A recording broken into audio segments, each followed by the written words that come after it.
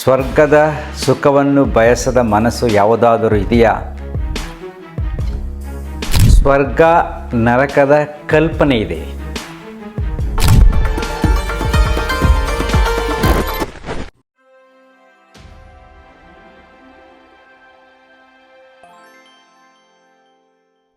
ನಮಸ್ಕಾರ ಸ್ನೇಹಿತರೆ.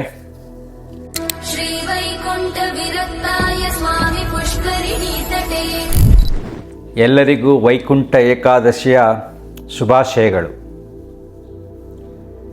ಸ್ವರ್ಗದ ಸುಖವನ್ನು ಬಯಸದ ಮನಸ್ಸು ಯಾವುದಾದರೂ ಇದೆಯಾ? ಮನುಷ್ಯನ ಮನಸ್ಸಿನಲ್ಲಿ ಎಲ್ಲ ಧರ್ಮಗಳಲ್ಲಿ ಸ್ವರ್ಗ ನರಕದ ಕಲ್ಪನೆ ಇದೆ. ಅದು ಎಷ್ಟೊಂದು ಆಳವಾಗಿ ಬೇರೂರಿದೆ ಮನಸ್ಸಿನಲ್ಲಿ ಅಂದರೆ, ಮೊನ್ನೆ ತಿರುಪತಿಯಲ್ಲಿ ಕಾಲು ತುಳಿತಕ್ಕೆ ಒಳಗಾಗಿ ಸತ್ತವರ ಸಂದರ್ಭವೇ ಸಾಕ್ಷಿ. ಈಗ ಸರಳವಾಗಿ ಸ್ವಲ್ಪ ಚಿಂತನೆ ಮಾಡಿ ನೋಡಿ. ಭಗವಂತನ ಮೇಲೆ ಮನಸ್ಸಿನಲ್ಲಿ ಭಕ್ತಿ ಇದ್ದರೆ ಮನಸ್ಸು ಸಮಾಧಾನವಾಗಿರುತ್ತೆ. ಭಕ್ತಿ ಇಲ್ಲದೆ ಆಸೆ ಇದ್ದರೆ ಮನಸ್ಸಿನಲ್ಲಿ ವೇಗ ಇರುತ್ತೆ, ದುರಾಸೆ ಇರುತ್ತೆ, ಬೇಕು ಬೇಕು ಅಂತ ಮನಸ್ಸು ಪರಿತಪಿಸ್ತಾ ಇರುತ್ತೆ. ಮನಸ್ಸಿನಲ್ಲಿ ಭಕ್ತಿ ಇದ್ದರೆ ಶಾಂತವಾಗಿ ಆ ಭಗವಂತನನ್ನು ಮನಸ್ಸು ನಂಬಿದ್ದರೆ ಕೊಡ್ತಾನೆ ಭಗವಂತ. ಅವನು ನೋಡಕ್ಕೆ ನಾನು ಬಂದಿದ್ದೀನಿ, ಆರಾಮಾಗಿ ಹೋಗ್ತಾರೆ ಕ್ಯೂನಲ್ಲಿ. ಸಪೋಸ್ ನಿನ್ನ ಟಿಕೆಟೇ ಸಿಕ್ಕಿಲ್ಲ, ನೋ ಪ್ರಾಬ್ಲಮ್. ತುಂಬ ಜನರು ಬಂದಿದ್ದಾರೆ ನಿನ್ನ ಸನ್ನಿಧಾನಕ್ಕೆ, ಭಗವಂತ ನನಗೆ ಜಾಗ ಸಿಕ್ಕಲ್ಲ ನಿನ್ನ ನೋಡೋಕ್ಕೆ ಅಂತ ನೀವು ಮರದ ಕೆಳಗೆ ಕುಳಿತು, ರಸ್ತೆಯ ಪಕ್ಕದಲ್ಲಿ ಕುಳಿತು ವೆಂಕಟರಮಣ ಸ್ವಾಮಿಯನ್ನು ಪ್ರಾರ್ಥನೆ ಮಾಡಿದರೆ, ಯಾರು ಸ್ವರ್ಗದ ಬಾಗಿಲಿನಲ್ಲಿ ಒಳಗಡೆ ಹೋಗಿ ದರ್ಶನ ಮಾಡಿದರೋ ಅದಕ್ಕಿಂತ ಶ್ರೇಷ್ಠವಾದ ಅನುಗ್ರಹ ನಿಮಗೆ ಸಿಗುತ್ತೆ. ಯಾಕೆಂದರೆ ನಿಜವಾದ ಭಗವಂತನ ಅರಿವಾಗಿದ್ದು ನಿಜವಾದ ಭಕ್ತಿ ಇದ್ದರೆ. ಯಾಕೆಂದರೆ ನೀನು ಭಗವಂತನನ್ನು ವೆಂಕಟರಮಣ ಸ್ವಾಮಿನ ನೋಡಕ್ಕಲ್ಲಿ ಹೋಗಿದ್ದೀಯಾ, ಅದೇ ರೀತಿಯಲ್ಲಿ ಸಾವಿರಾರು ಭಕ್ತರು ಬಂದಿದ್ದಾರೆ. ಸ್ಥಳ ಸ್ವಲ್ಪ ಸೀಮಿತ, 1,00,000 ಜನ ಬಂದಿದ್ದಾರೆ ಅಂದ್ಬಿಟ್ಟು ಆ ಜಾಗವನ್ನು ವಿಸ್ತರಣೆ ಮಾಡೋಕ್ಕಾಗಲ್ಲ. ಆಗುತ್ತಾ? ಕಾಲವನ್ನು ವಿಸ್ತರಣೆ ಮಾಡೋಕ್ಕಾಗಲ್ಲ ಭಗವಂತನಲ್ಲಿ. ಭಗವಂತ ಜಾಗವನ್ನು ವಿಸ್ತರಣೆ ಮಾಡೋಕ್ಕಾಗಲ್ಲ. ಕಾಲ 24 ಗಂಟೆ ಏನಿದೆಯೋ ಅದನ್ನು ಕೂಡ 1 ಸೆಕೆಂಡ್ ಕೂಡ ವಿಸ್ತರಣೆ ಮಾಡೋಕ್ಕಾಗಲ್ಲ. ಸೀಮಿತವಾದ ಪ್ರಕೃತಿಯ ನಿಯಮದಲ್ಲಿ, ಪ್ರಕೃತಿಯ ಅಡಿಯಲ್ಲಿ ಭಗವಂತನು ಕೂಡ ನಿಬಂಧನೆಗಳಿಗೆ, ಸೃಷ್ಟಿಯ ನಿಯಮಗಳಿಗೆ ಒಳಪಟ್ಟಿರುತ್ತಾನೆ. ಅಂದರೆ ಅಲ್ಟಿಮೇಟ್ಲಿ ಸೃಷ್ಟಿ. ಓಕೆ, ಭಕ್ತರು ಜಾಸ್ತಿ ಬಂದಿದ್ದಾರೆ ಅಂದ್ಬಿಟ್ಟು ಟೈಮ್ನ ಎಕ್ಸ್ಪ್ಯಾಂಡ್ ಮಾಡ್ಬೋದಲ್ಲ. 24 ಗಂಟೆ ಇರೋದನ್ನು 28 ಗಂಟೆ ಮಾಡೋಕ್ಕಾಗುತ್ತಾ? ಯಾವುದೇ ದೇವಸ್ಥಾನಗಳಲ್ಲಿ, ಮಸೀದಿ ಮಂದಿರಗಳಲ್ಲಿ ಕಾಲವನ್ನು ಎಕ್ಸ್ಟೆಂಡ್ ಮಾಡೋಕ್ಕಾಗಲ್ಲ, ಸ್ಥಳವನ್ನು ಎಕ್ಸ್ಟೆಂಡ್ ಮಾಡೋಕ್ಕಾಗಲ್ಲ. ಸೊ ಭಕ್ತಿಯ ಪರಾಕಾಷ್ಠೆಯಲ್ಲಿ ನೀವು ಅಲ್ಲಿಗೆ ಬಂದಿದ್ದೀರಾ, ನಿಮಗೆ ಸಿಗ್ತಾ ಇಲ್ಲ, ಫೈನ್, ಸೋ ವಾಟ್, ಸಿಕ್ಕಲಿಲ್ಲ, ತೊಂದರೆ ಇಲ್ಲ, ಅಲ್ಲೇ ಪ್ರಾರ್ಥನೆ ಮಾಡಿ. ಅದೇ ಶ್ರೇಷ್ಠವಾದ ಭಕ್ತಿ. ಈಗ ನನಗೆ ಬೇಗ ಟಿಕೆಟ್ ಸಿಗಬೇಕು, ನನಗೆ ಸಿಗಬೇಕು, ದೇವ್ರು ನಾನು ನೋಡಬೇಕು ಅನ್ನತಕ್ಕಂಥದ್ದು ಮಹಾ ಅಜ್ಞಾನದ ದುರಾಸೆ ಅಲ್ವೇನ್ರಿ? ಹೋಗ್ಬೇಕು, ದರ್ಶನ ಮಾಡಬೇಕು, ಕ್ಯೂನಲ್ಲಿ ನಿಂತಿದ್ರೆ ಟಿಕೆಟ್ ತಗೊಳ್ಳಿ, ಸಿಕ್ಕರೆ ಹೋಗಿ, ಸಿಕ್ಕಿಲ್ಲ ಅಂದರೆ ತೊಂದರೆ ಇಲ್ಲ. ಸೊ ಮನುಷ್ಯನ ಮನಸ್ಸಿನಲ್ಲಿ ಹುಟ್ಟಿದಾಗಲಿಂದ ಅವನಲ್ಲಿ ಒಂದು ಹಸಿವು ಪ್ರಾರಂಭ ಆಗುತ್ತೆ.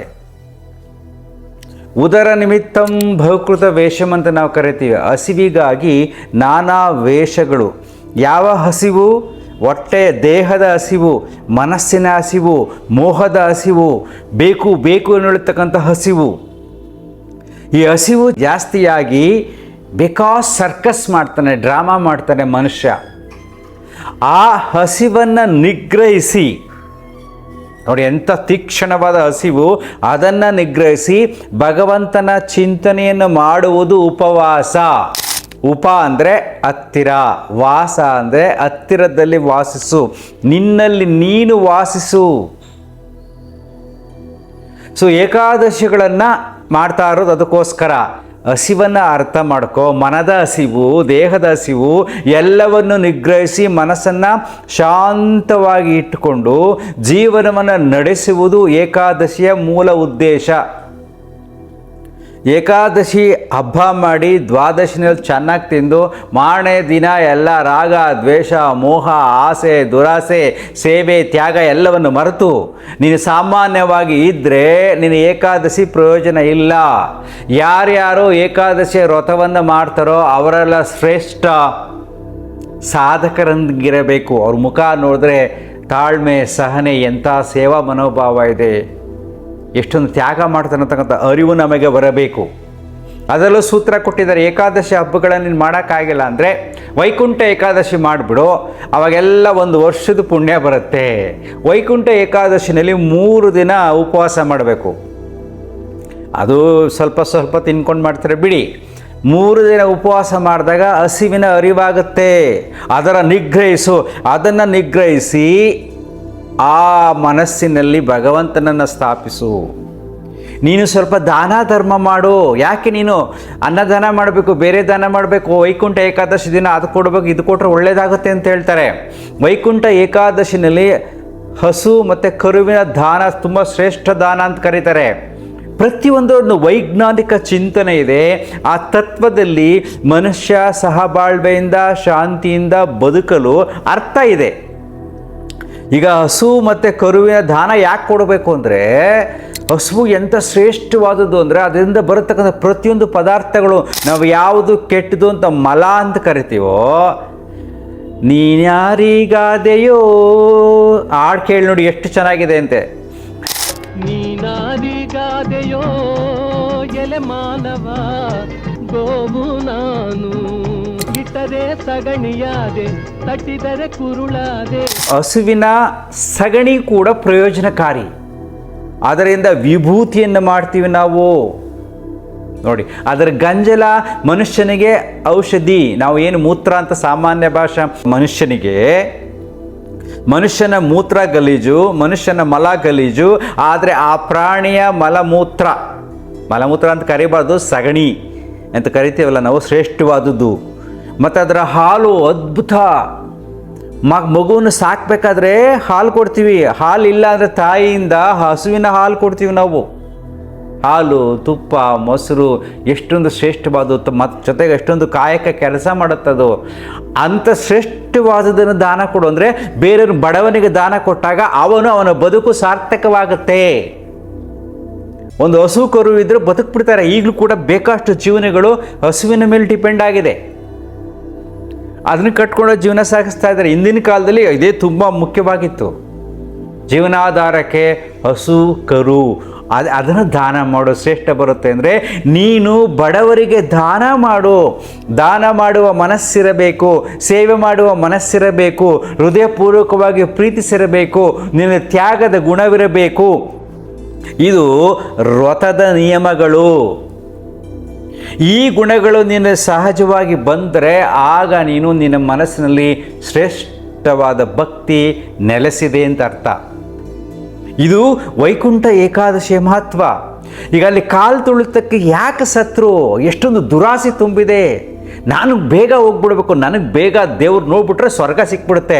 ಇದು ಮೌಢ್ಯತ್ವ. ಸ್ವರ್ಗ ಅಲ್ಲಿ ಹೋಗಿ ನೋಡಿದ್ರೇ ಅಲ್ಲ, ನಿನ್ನ ಮನಸ್ಸಿನಲ್ಲೇ ಸ್ವರ್ಗ ಇದೆ.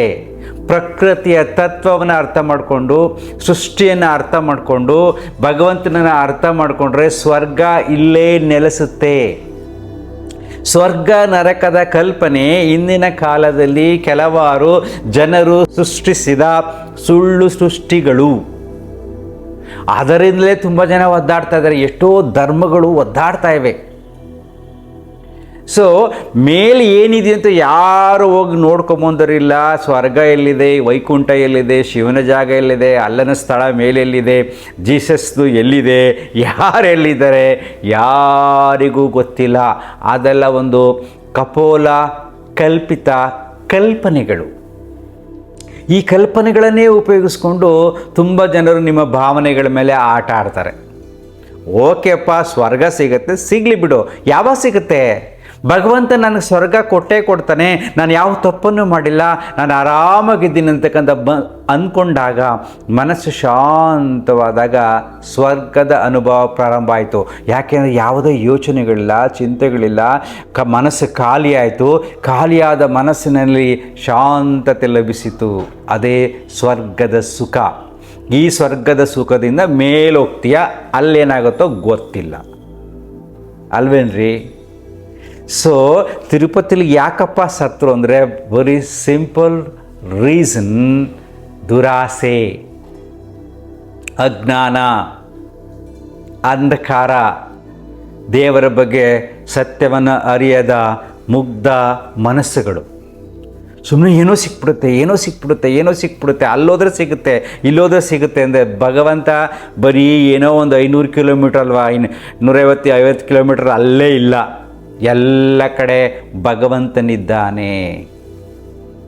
ನಾವು ನಮ್ಮ ಸೀಮಿತವಾದ ಮನಸ್ಸಿನ ತಿಳುವಳಿಕೆಯಲ್ಲಿ ಅವನಿಗೆ ನಾನಾ ರೂಪ ಕೊಟ್ಟು ಅಲ್ಲಿ ಇಲ್ಲಿ ಇಟ್ಟಿರ್ತೀವಿ.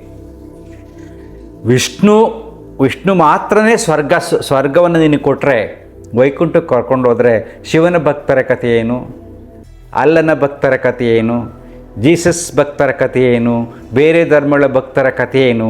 ಈ ಸ್ವಲ್ಪ ಜನ ಮಾತ್ರನೇ ಸ್ವರ್ಗಕ್ಕೆ ಹೋಗ್ತಾರಾ? ಬೇರೆಯವ್ರು ಯಾರೂ ಹೋಗೋದಿಲ್ವಾ? ಅವರವರ ಧರ್ಮದಲ್ಲಿ ಅವರವರ ದೇವರುಗಳು ಸ್ವರ್ಗಕ್ಕೆ ಕರ್ಕೊಂಡು ಹೋಗ್ತಾರೆ ಅಂತ ಹೇಳ್ತಾರೆ. ನೋ ರಿಸರ್ವೇಷನ್ ಇನ್ ಸ್ವರ್ಗ. ಸ್ವರ್ಗದಲ್ಲಿ ಯಾವುದೇ ಜಾತಿ ಆಧಾರಿತ ರಿಸರ್ವೇಷನ್ ಇಲ್ಲ.